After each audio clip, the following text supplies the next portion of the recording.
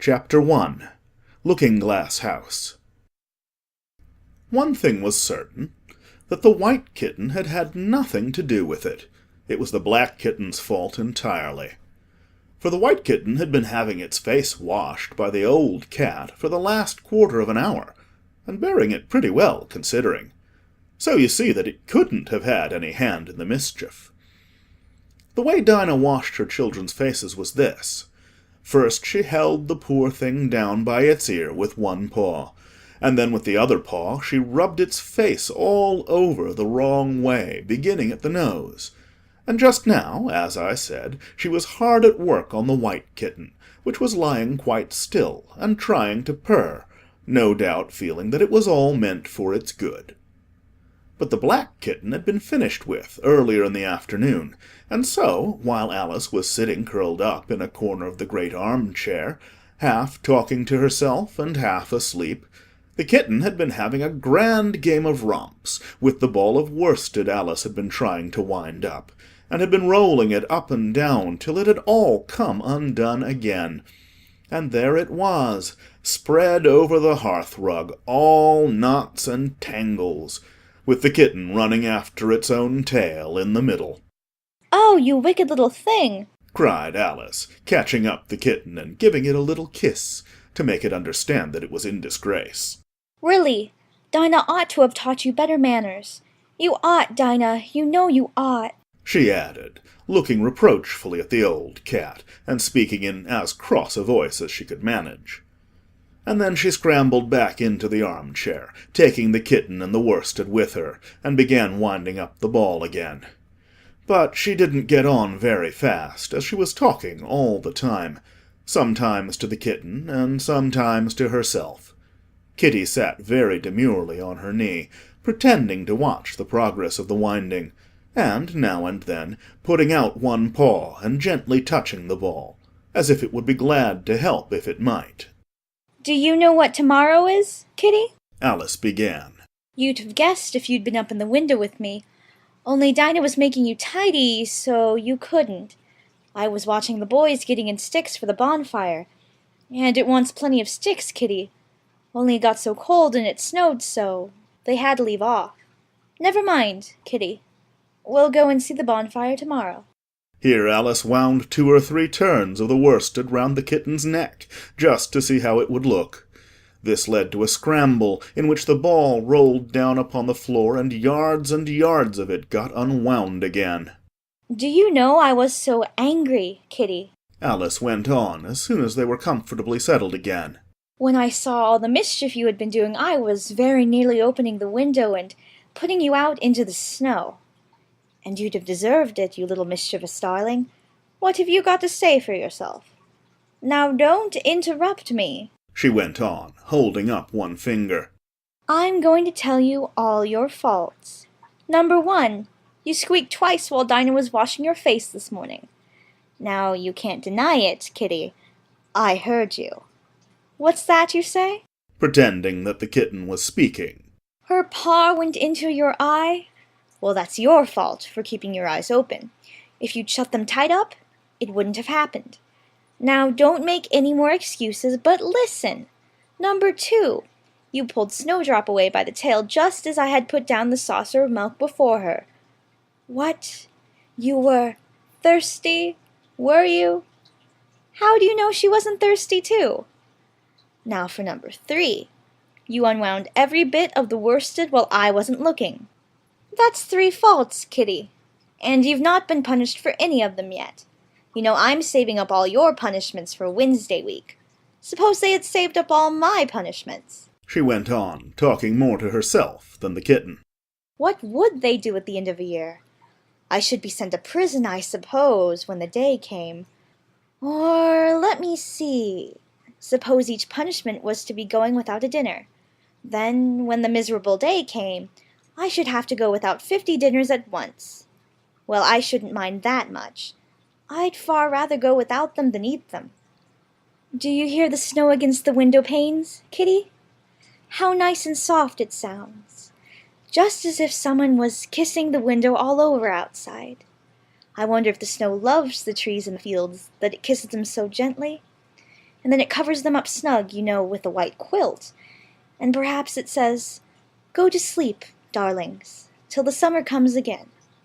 And when they wake up in the summer, Kitty, they dress themselves all in green and dance about, whenever the wind blows. Oh, that's very pretty." cried Alice, dropping the ball of worsted to clap her hands. "And I do so wish it was true. I'm sure the woods look sleepy in the autumn, when the leaves are getting brown. Kitty, can you play chess? Now, don't smile, my dear, I'm asking it seriously. Because when we were playing just now, you watched just as if you understood it, and when I said check, you purred. Well, it was a nice check, Kitty, and really I might have won, if it hadn't been for that nasty knight that came wiggling down among my pieces. Kitty, dear, let's pretend." And here I wish I could tell you half the things Alice used to say, beginning with her favourite phrase. "Let's pretend." She had had quite a long argument with her sister only the day before, all because Alice had begun with, "Let's pretend we're kings and queens." and her sister, who liked being very exact, had argued that they couldn't because there were only two of them, and Alice had been reduced at last to say, "Well, you can be one of them then, and I'll be all the rest." and once she had really frightened her old nurse by shouting suddenly in her ear, "Nurse, do let's pretend that I'm a hungry hyena, and you're a bone." But this is taking us away from Alice's speech to the kitten. "Let's pretend that you're the Red Queen, Kitty. Do you know, I think if you sat up and folded your arms, you'd look exactly like her. Now, do try. There's a dear." And Alice got the Red Queen off the table, and set it up before the kitten as a model for it to imitate. However, the thing didn't succeed. Principally, Alice said, because the kitten wouldn't fold its arms properly. So, to punish it, she held it up to the looking-glass, that it might see how sulky it was. "And if you're not good directly," she added, "I'll put you through into Looking-Glass House. How would you like that? Now, if you'll only attend, Kitty, and not talk so much, I'll tell you all my ideas about Looking-Glass House. First, there's the room you can see through the glass. That's just the same as our drawing room, only the things go the other way. I can see all of it when I get upon a chair, all but the bit behind the fireplace. Oh, I do so wish I could see that bit. I want so much to know whether they've a fire in the winter. You never can tell, unless our fire smokes, and then smoke comes up in that room too. But that may be only pretense, just to make it look as if they had a fire. Well then, the books are something like our books, only the words go the wrong way. I know that because I've held up one of our books to the glass, and then they hold up one in the other room. How would you like to live in Looking-Glass House, Kitty? I wonder if they give you milk in there. Perhaps Looking-Glass milk isn't good to drink, but oh, Kitty, now we come to the passage. You can just see a little peep of the passage in Looking-Glass House, if you leave the door of our drawing room wide open. And it's very like our passage as far as you can see, only it may be quite different on beyond. Oh, Kitty, how nice it would be if we could only get through into Looking-Glass House. I'm sure it's got, such beautiful things in it. Let's pretend there's a way of getting through into it, somehow, Kitty. Let's pretend the glass has got all soft like gauze, so that we can get through. Why, it's turning into a sort of mist now, I declare. It'll be easy enough to get through." She was up on the chimney-piece while she said this, though she hardly knew how she had got there. And certainly the glass was beginning to melt away, just like a bright silvery mist. In another moment Alice was through the glass, and had jumped lightly down into the looking-glass room. The very first thing she did was to look whether there was a fire in the fireplace, and she was quite pleased to find that there was a real one, blazing away as brightly as the one she had left behind. "So I shall be as warm here as I was in the old room," thought Alice. "Warmer, in fact, because there will be no one here to scold me away from the fire. Oh, what fun it'll be when they see me through the glass in here and can't get at me." Then she began looking about, and noticed that what could be seen from the old room was quite common and uninteresting, but that all the rest was as different as possible. For instance, the pictures on the wall next the fire seemed to be all alive, and the very clock on the chimney-piece, you know you can only see the back of it in the looking-glass, had got the face of a little old man and grinned at her. They don't keep this room so tidy as the other, Alice thought to herself, as she noticed several of the chessmen down in the hearth among the cinders. But in another moment, with a little "Oh!" of surprise, she was down on her hands and knees, watching them. The chessmen were walking about, 2 and 2. "Here are the Red King and the Red Queen." Alice said, in a whisper, for fear of frightening them. "And there are the White King and the White Queen sitting on the edge of the shuttle. And here are 2 castles walking arm in arm. I don't think they can hear me," she went on as she put her head closer down. "and I'm nearly sure they can't see me. I feel somehow as if I were invisible." Here something began squeaking on the table behind Alice, and made her turn her head, just in time to see one of the white pawns roll over and begin kicking. She watched it with great curiosity to see what would happen next. "It is the voice of my child," the White Queen cried out, as she rushed past the king, so violently that she knocked him over among the cinders. "My precious Lily, my imperial kitten." And she began scrambling wildly up the side of the fender. "Imperial fiddlestick," said the king, rubbing his nose, which had been hurt by the fall. He had a right to be a little annoyed with the queen, for he was covered with ashes from head to foot. Alice was very anxious to be of use, and as the poor little Lily was nearly screaming herself into a fit, she hastily picked up the queen and set her on the table by the side of her noisy little daughter. The queen gasped and sat down. The rapid journey through the air had quite taken away her breath, and for a minute or two she could do nothing but hug the little Lily in silence. As soon as she had recovered her breath a little, she called out to the White King, who was sitting sulkily among the ashes. "Oh, mind the volcano!" "What volcano?" said the king, looking up anxiously into the fire, as if he thought that was the most likely place to find one. "Oh, blew me up!" panted the queen, who was still a little out of breath. Oh, mind you come up the regular way. Don't get blown up." Alice watched the White King as he slowly struggled up from bar to bar, till at last she said, "Why, you'll be hours and hours getting to the table at that rate. I'd far better help you, hadn't I?" But the king took no notice of the question. It was quite clear that he could neither hear her nor see her. So Alice picked him up, very gently, and lifted him across, more slowly than she had lifted the queen, that she mightn't take his breath away.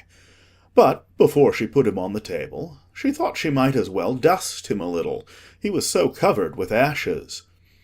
She said afterwards that she had never seen in all her life such a face as the king made, when he found himself held in the air by an invisible hand and being dusted. He was far too much astonished to cry out, but his eyes and his mouth went on getting larger and larger and rounder, till her hand shook so with laughing that she nearly let him drop upon the floor. "Oh, please don't make such faces, my dear," she cried out, quite forgetting that the king couldn't hear her. "You make me laugh so that I can hardly hold you. And don't keep your mouth so wide open. All the ashes will get into it. There, now I think you're tidy enough," she added, as she smoothed his hair and set him upon the table near the queen. The king immediately fell flat on his back and lay perfectly still, and Alice was a little alarmed at what she had done, and went round the room to see if she could find any water to throw over him. However, she could find nothing but a bottle of ink, and when she got back with it she found he had recovered, and he and the queen were talking together in a frightened whisper, so low that Alice could hardly hear what they said. The king was saying, "I assure you, my dear, I turned cold to the very ends of my whiskers." To which the queen replied, "You haven't got any whiskers." "The horror of that moment," the king went on, I shall never, never forget. You will, though, the Queen said. if you don't make a memorandum of it.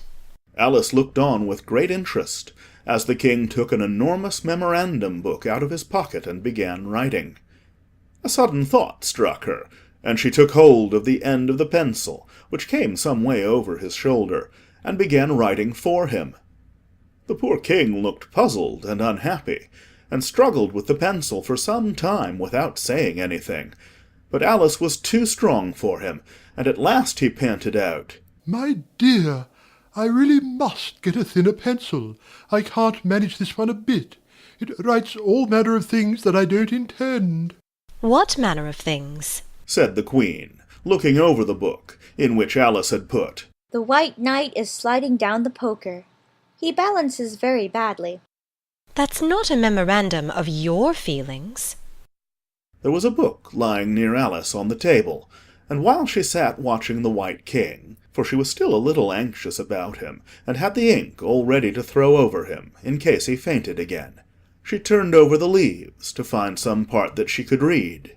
For it's all in some language I don't know. She said to herself. It was like this.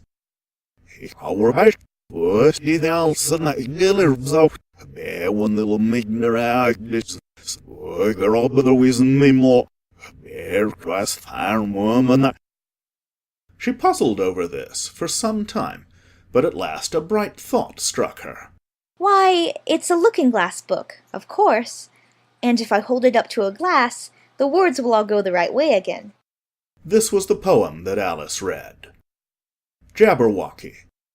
'Twas brillig and the slithy toves did gyre and gimble in the wabe.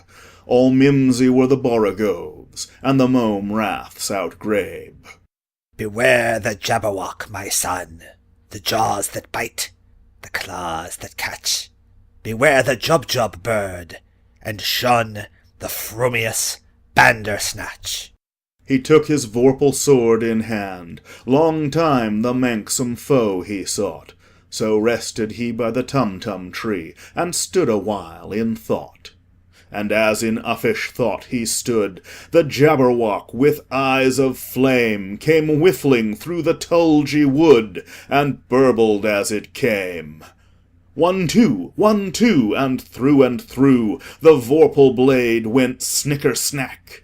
He left it dead, and with its head he went galumphing back. And hast thou slain the Jabberwock? Come to my arms, my beamish boy! O frabjous day! Callooh! Calais! He chortled in his joy. 'Twas brillig and the slithy toves did gyre and gimble in the wabe. All mimsy were the borogoves, and the mome raths outgrabe. It seems very pretty, She said when she had finished it.